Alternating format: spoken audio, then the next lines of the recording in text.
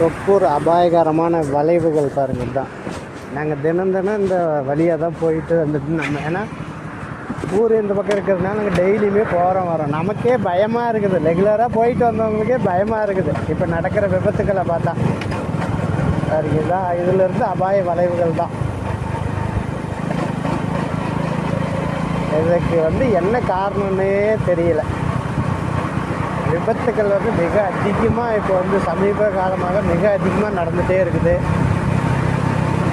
அரசாங்கமும் அதே மாதிரி எல்என்டி நிர்வாகமும் நடவடிக்கை எடுத்தாலே அதை கட்டுப்படுத்த முடியவில்லை. அது எதனால் என்பது தெரியல.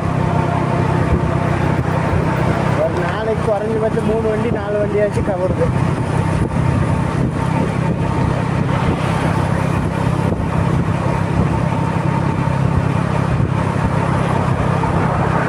முடிந்த வரை ஓட்டுநர்கள் ஏன்னா நாங்கள் இந்த லோக்கல்ன்றதுனால சொல்கிறோம், இது மிகப்பெரிய விபத்துக்கள் நடைபெற்றுட்டே இருக்கிறதுனால எங்களுக்கே ரொம்ப சங்கடமாக இருக்குது. எங்கெங்கேயோ இருந்து இங்கே விபத்தில் அடிபட்டு உயிர் இழக்கிறாங்களே அப்படின்றதுனால முடிந்த வரை ஓட்டுநர்கள் தூக்கம் இந்த இடத்துல தூக்கம் வர்ற மாதிரி இருந்தால் ஒரு அரை மணி நேரம் 1 மணி நேரம் தூங்கிட்டு கூட வண்டி எடுத்துகிட்டு வாங்க. இந்த இடத்துல விபத்துகள் நடக்காமல் இருக்கணும். அதுதான் இங்கே இருக்கிற அருகாமையில் இருக்கிற பொதுமக்களுக்கு சந்தோஷம்.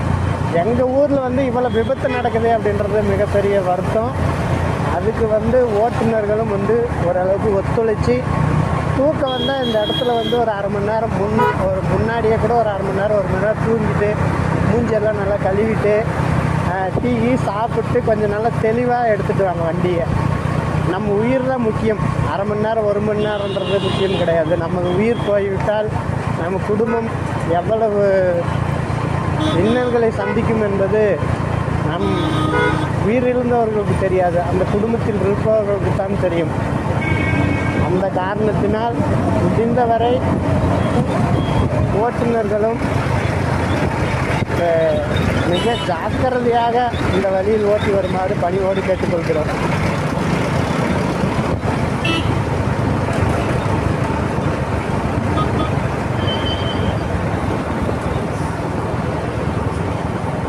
இந்த பகுதியெல்லாம் மிக அபாயகரமான பகுதி.